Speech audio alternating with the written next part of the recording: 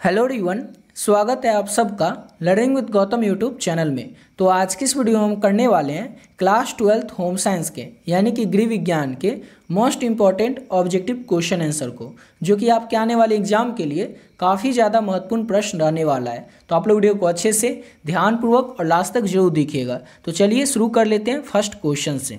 और पहला क्वेश्चन है हमारा, क्षय रोग फैलने का माध्यम क्या है? यानी कि क्षय रोग किससे फैलता है? तो दूषित वायु से, दूषित हवा जो होता है उसके द्वारा ही फैलता है क्षय रोग, इसलिए ऑप्शन नंबर इसका ए हो जाएगा। अगला क्वेश्चन है, ब्याज एवं लाभांश पारिवारिक आय का कौन सा प्रकार है? ब्याज जो है ये लाभांश पारिवारिक आय का कौन सा प्रकार होता है? तो ब्याज मौद्रिक आय के अंतर्गत आता है, इसलिए ऑप्शन नंबर इसका ए हो जाएगा। अगला क्वेश्चन है हमारा नेक्स्ट क्वेश्चन, कीड़ों को वस्त्रों से दूर रखने के लिए किसका प्रयोग किया जाता है निम्न में से? यानी कि चार ऑप्शन में से आपको बताना है कीड़ों को वस्त्रों से दूर रखने के लिए किसका प्रयोग किया जाता है। तो सूखी नीम की पत्तियों का भी प्रयोग किया जाता है, नेफ्थलीन की गोलियों का भी, और समाचार पत्र के स्याही का भी, इसलिए ऑप्शन नंबर इसका डी हो जाएगा। इनमें से सभी चीज़ों का प्रयोग किया जाता है कीड़ों को वस्त्रों से यानी कि कपड़ों से दूर रखने के लिए, इसलिए ऑप्शन नंबर इसका डी हो जाएगा। अगला क्वेश्चन है, रोग निरोधी क्षमता कितने प्रकार की होती है? तो रोग निरोधी क्षमता जो होती है ये दो प्रकार की होती है। कितने प्रकार की होती है रोग निरोधी क्षमता? तो दो प्रकार की। अगला क्वेश्चन है हमारा, महिला प्रजनन तंत्र है। तो महिला प्रजनन तंत्र क्या है? चार ऑप्शन में से आपको बताना है, इसलिए इसका ऑप्शन हो जाएगा इसका डी, इनमें से सभी। ये सभी जो है ये महिला प्रजनन तंत्र के अंतर्गत आते हैं। अगला क्वेश्चन है, इनमें से कौन गलत है? इनमें से कौन गलत है? चार ऑप्शन में से आपको बताना है, इसका ऑप्शन हो जाए इसका ऑप्शन हो जाए इसका बी, हमेशा बहुत ही कष्टदायक होता है, ऑप्शन में इसका बी हो जाएगा, ये गलत है। अगला क्वेश्चन करते हैं और नेक्स्ट क्वेश्चन है, कौन सा हार्मोन केवल महिला में स्रावित होता है? कौन सा हार्मोन आपको बताना है चार ऑप्शन में से जो कि केवल महिलाओं में स्रावित होता है? तो प्रोलैक्टिन हार्मोन जो होता है केवल और केवल महिलाओं में ही स्रावित होता है, ऑप्शन नंबर इसका ए हो जाएगा। अगला क्वेश्चन है, ग्रामीण क्षेत्र में किस प्रकार का प्रदूषण सबसे अधिक होता है? ग्रामीण क्षेत्र जो गांव का क्षेत्र होता है उसमें सबसे ज़्यादा जो है वो जल प्रदूषण होता है। किस चीज़ का प्रदूषण होता है? तो जल प्रदूषण होता है, क्योंकि सारी गंदगी हम जाकर कहाँ फेंकते हैं? तो जो नदी होता है या फिर कोई पोखर होता है उसमें ही जाकर सारा जो गंदगी होता है वो ग्रामीण क्षेत्र में, गाँव में, उसी में जाकर फेंकते हैं। इसलिए ग्रामीण क्षेत्र में किस प्रकार का प्रदूषण सबसे अधिक होता है? तो जल प्रदूषण, ऑप्शन नंबर ए हो जाएगा। अगला क्वेश्चन है, ग्रामीण क्षेत्र में भूमि प्रदूषण का कारण कौन नहीं है? चार ऑप्शन में से आपको बताना है कि ग्रामीण क्षेत्र में भूमि प्रदूषण का कारण कौन नहीं है। तो वनों की जो कटाई है ये ग्रामीण क्षेत्र में भूमि प्रदूषण का कारण नहीं है। वैसे कीटनाशक दवाएं, खेल क्षेत्र में मल त्याग या फिर नालियों का पानी, ये सभी जो है ये ग्रामीण यानी कि गाँव के क्षेत्र में भूमि प्रदूषण का कारण है। अगला क्वेश्चन है हमारा, ध्वनि प्रदूषण के कारण हो सकता है। तो ध्वनि प्रदूषण होता है, नॉइज पोल्यूशन होता है, इसके कारण क्या हो सकता है? तो उच्च रक्तचाप हो सकता है, बहरापन हो सकता है, निद्रा यानी कि नींद में बाधा हो सकता है, इसलिए ऑप्शन इसका डी हो जाएगा। उपयुक्त सभी जो है ये ध्वनि प्रदूषण के कारण हो सकता है। अगला क्वेश्चन है, स्वच्छता के किस कार्य के लिए जल की अधिकतम आवश्यकता होती है? स्वच्छता का वो कौन सा काम है जिसके लिए जल की सबसे अधिक आवश्यकता होती है? तो नहाने के लिए होती है, हाथ की सफाई, दांत की सफाई और कपड़ों की धुलाई के लिए थोड़ा कम भी जल चलेगा, लेकिन नहाने के लिए सबसे ज़्यादा जल की आवश्यकता होती है, इसलिए ऑप्शन नंबर ए हो जाएगा, नहाना।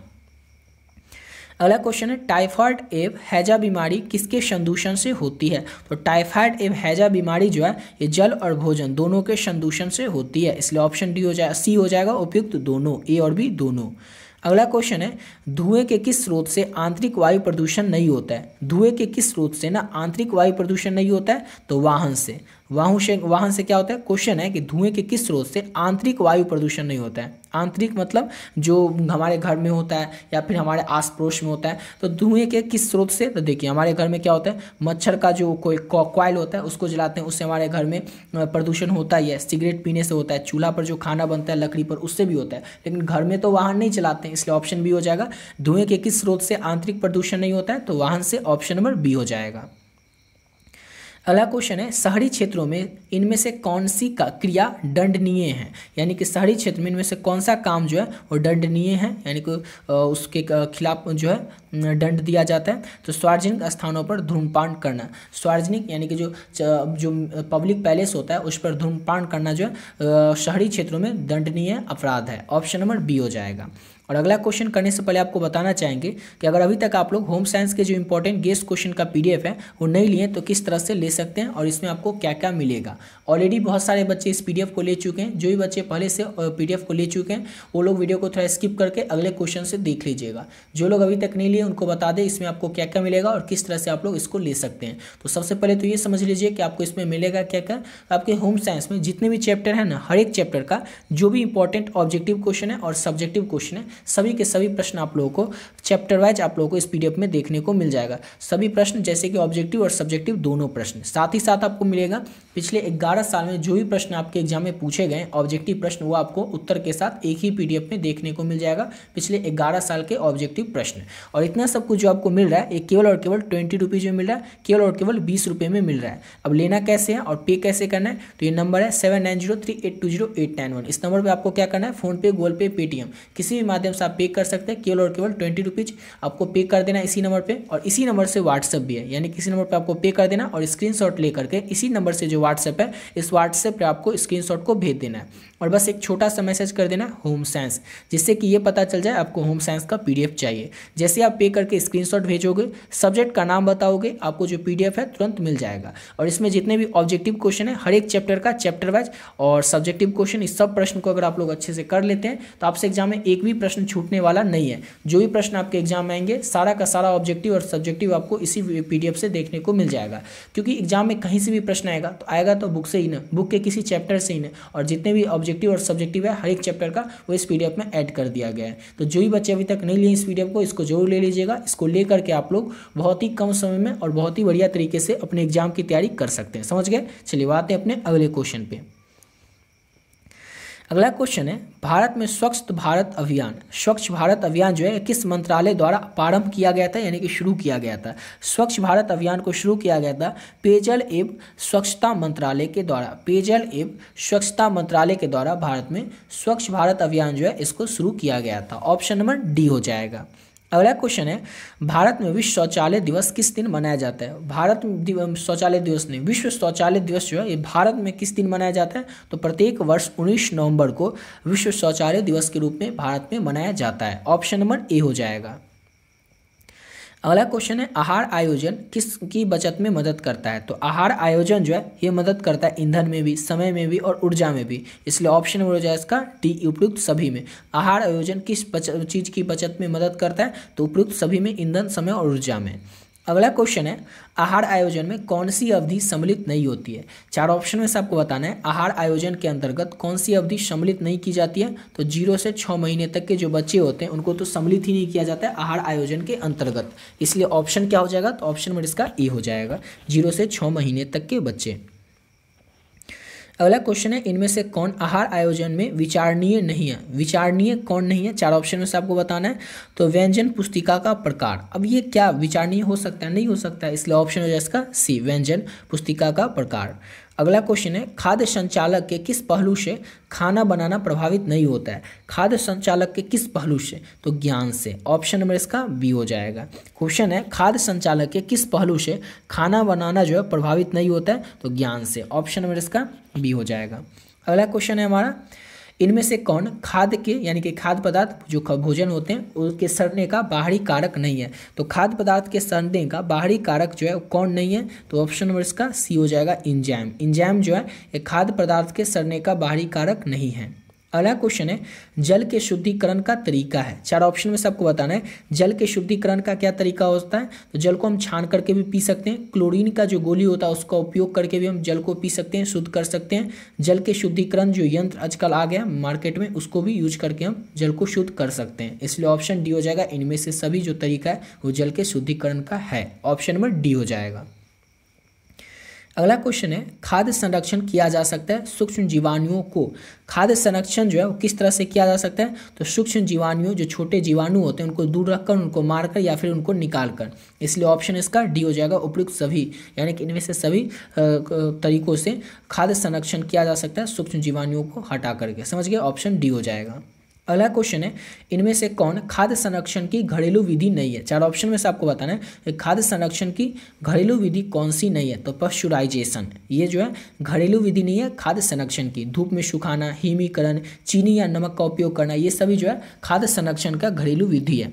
आपसे एग्जाम में लघुत्तरीय प्रश्न में पूछा जा सकता है कि खाद्य संरक्षण क्या होता है। तो आपको याद रखना है, खाद्य संरक्षण के अंतर्गत जो भोजन होते हैं, खाद्य पदार्थ होते हैं, उनको हम अच्छे तरीके से प्रिजर्व करके रखते हैं, यानी कि कुछ महीने बाद उसको हम खा सके। जैसे कि हम पापड़ को क्या करते हैं, सुखा करके रखते हैं ताकि कुछ दिन और बाद, 1 महीने 2 महीने बाद खा सके। अचार को हम 6 महीने या 1 साल के लिए या कुछ महीने के लिए अच्छे से उसको सुखा करके रखते हैं धूप में, ताकि हम उसे बाद में खा सके। कई सारा ऐसा चीज़ होता है जिसमें कि हम चीनी या नमक मिलाकर रखते हैं कि हम उसको बाद में खाएंगे। तो खाद्य संरक्षण की ये सभी घरेलू विधि है और आपसे एग्जाम में पूछा जाएगा। तो याद रखिएगा, खाद्य संरक्षण के अंतर्गत भोज्य पदार्थ जो होता है, खाद्य पदार्थ जो होता है, उसको हम कुछ समय के बाद खाने योग्य रखने के लिए तब विभिन्न तरीकों का उपयोग करते हैं, जिसके अंतर्गत उसको हम धूप में सुखाते हैं, हिमीकरण करते हैं या चीनी या नमक का उपयोग करते हैं। और यही होता है खाद्य संरक्षण, ताकि उसको हम बाद में खा सके, यूज कर सके। समझ गए? और खाद्य संरक्षण की घरेलू विधि नहीं है पाश्चुराइजेशन। अगला क्वेश्चन है, प्रसवोपरांत अवधि गंभीर है। तो प्रसवोपरांत अवधि जो है किस चीज़ के लिए गंभीर है? तो माता और बच्चा दोनों के लिए गंभीर होता है प्रसवोपरांत की अवधि, इसलिए ऑप्शन सी हो जाएगा, ए और बी दोनों, माता और बच्चा दोनों के लिए। अगला क्वेश्चन है, इनमें से कौन प्रसवोपरांत अवधि में माँ का प्रत्यक्ष देखभाल नहीं है? इनमें से कौन, 4 ऑप्शन में सबको बताना है, इनमें से कौन प्रसवोपरांत अवधि में माँ का प्रत्यक्ष देखभाल नहीं है? कौन नहीं है? तो स्तनपान कराना जो है ये प्रसवोपरांत अवधि में माँ का प्रत्यक्ष देखभाल के अंतर्गत नहीं आता है। ऑप्शन नंबर ए हो जाएगा, स्तनपान करना। अगला क्वेश्चन है हमारा, इनमें से कौन शुरू के कुछ दिनों में बच्चे की देखभाल के अंतर्गत आता है? 4 ऑप्शन में से आपको बताना है, इनमें से कौन कुछ दिन में शुरू के कुछ दिनों में बच्चे की देखभाल के अंतर्गत आता है? तो बच्चे को गर्म रखना, गर्भनाल की देखभाल करना, सिर्फ माँ का दूध पिलाना या फिर माँ का दूध देना, ये सभी जो है उपयुक्त सभी जो है इस शुरुआत के कुछ दिनों में बच्चे की देखभाल के अंतर्गत आता है, इसलिए ऑप्शन नंबर डी हो जाएगा, उपयुक्त सभी। अगला क्वेश्चन करते हैं और नेक्स्ट क्वेश्चन है, एक नवजात के लिए, एक छोटा बच्चा जो होता है, नवजात जो होता है, 24 घंटे के अंदर दिए जाने वाला कौन सा टीका होता है? एक छोटे बच्चे को कौन सा टीका दिया जाता है जन्म होने के 24 घंटे के भीतर? तो DTP का टीका। किस चीज़ का टीका? तो DTP का टीका, ऑप्शन नंबर सी हो जाएगा। और आपसे एग्जाम में पूछा जा सकता है कि DTP का पूर्ण रूप क्या होता है? तो याद रख रहे हैं, डिप्थीरिया टेटनस प्यूटिसिस, ये जो होता है DTP का पूर्ण रूप होता है, फुल फॉर्म होता है। ये भी आपसे एग्जाम में पूछा जा सकता है, तो याद रखिएगा। अगला क्वेश्चन है, इनमें से कौन घरेलू कार्य पति और पत्नी के द्वारा साझा किया जाता है? कौन सा कार्य जो है दोनों के लिए द्वारा साझा किया जाता है? दोनों के द्वारा किया जाता है। तो कपड़ा धोना, खाना बनाना और बर्तन धोना, ये सभी काम जो है, ये सभी घरेलू काम पति और पत्नी के द्वारा साझा करके किया जाता है। ऑप्शन नंबर डी हो जाएगा, उपयुक्त सभी। अगला क्वेश्चन है, इनमें से कौन मानवीय साधन है? 4 ऑप्शन में से आपको बताना है, मानवीय साधन कौन है? तो योग्यता, रुचि और कौशल, ये तीनों जो है क्या है? तो मानवीय साधन है। ऑप्शन नंबर डी हो जाएगा, उपयुक्त सभी। अगला क्वेश्चन है, आंतरिक सज्जा नहीं की जाती है। तो आंतरिक सज्जा जो है कहाँ पर नहीं की जाती है? तो याद रखना है, सार्वजनिक सुविधा के में। ऑप्शन नंबर डी हो जाएगा। जो आंतरिक सज्जा है वो हम थोड़ी पब्लिक पैलेस पर जाकर कर सकते, नहीं कर सकते, लेकिन अपने घर में, दुकान में, कार्यालय में, ऑफिस में तो कर ही सकते हैं आंतरिक सज्जा। तो आंतरिक सज्जा कहाँ पर नहीं की जा सकती है? तो पब्लिक पैलेस में, सार्वजनिक जगह पर। ऑप्शन नंबर डी हो जाएगा। अगला क्वेश्चन है, बचत का मतलब है। तो बचत का क्या मतलब होता है? तो खर्च के बाद जो बची हुई राशि होगी उसी को कहा जाता है बचत। यानी कि हमारे घर का इनकम अगर 10,000 है, 10,000 में से हम एक महीने में 8,000 खर्च करते हैं, तो जो 2,000 बच गया तो वो क्या हो गया? खर्च के बाद बची हुई राशि, वही होती है बचत। 2,000 क्या हो गया? तो हमारा बचत हो गया। अगला क्वेश्चन है, इनमें से कौन एक बार का निवेश नहीं है? एक बार का निवेश कौन नहीं है? तो डाकघर मासिक योजना। कुछ ऐसे क्वेश्चन होते हैं होम साइंस में जो अगर आपको पहले से नहीं भी पता होगा, उस क्वेश्चन का आंसर आप कभी पढ़े ही नहीं होंगे, फिर भी आप लॉजिक लगा कर उसको बना सकते हैं। क्वेश्चन क्या है कि एक बार का निवेश कौन सा नहीं है? तो नाम से ही पता चलता है, डाकघर मासिक योजना, मासिक आय योजना। इसमें क्या होगा? मासिक होगा, कोई मंथली रिलेटेड योजना जरूर होगा, यानी कि एक बार का निवेश तो होगा नहीं, इसलिए ऑप्शन इसका सी हो जाएगा। इस तरह के क्वेश्चन आप लोग अपने थोड़ा सा लॉजिक लगा के इस तरह के क्वेश्चन को सॉल्व कर सकते हैं होम साइंस में। अगला क्वेश्चन है, इनमें से बैंक में कौन सी जमा राशि में ब्याज नहीं मिलता है? कौन सी जमा राशि में ब्याज नहीं मिलता है? तो चालू जमा राशि में बैंक में ब्याज नहीं मिलता है। ऑप्शन नंबर सी हो जाएगा। अगला क्वेश्चन है, इनमें से कौन निवेश आयकर में छूट नहीं देता है? निवेश आयकर में कौन छूट नहीं देता है? तो सावधि जमा जो होता है ये निवेश आयकर में छूट नहीं देता है, इसलिए ऑप्शन नंबर इसका ए हो जाएगा। समझ गए? इसी के साथ वीडियो पे कंप्लीट करते हैं। आशा करता हूँ आप लोग को वीडियो अच्छा लगा होगा। और ऊपर जो आपको PDF बताएं वो केवल और केवल आप 20 रुपीज़ पे करके ले सकते हैं। जो भी बच्चे अभी तक नहीं लिए वो बच्चे समझ गए। और मिलते हैं नेक्स्ट वीडियो में, जिसमें कि करेंगे और भी होम साइंस के इंपॉर्टेंट ऑब्जेक्टिव, सब्जेक्टिव में भी लघु उत्तरीय और दीर्घ उत्तरीय जो होम साइंस के इंपॉर्टेंट है उन सभी प्रश्नों को करेंगे। तो मिलते हैं नेक्स्ट वीडियो में नए वीडियो के साथ।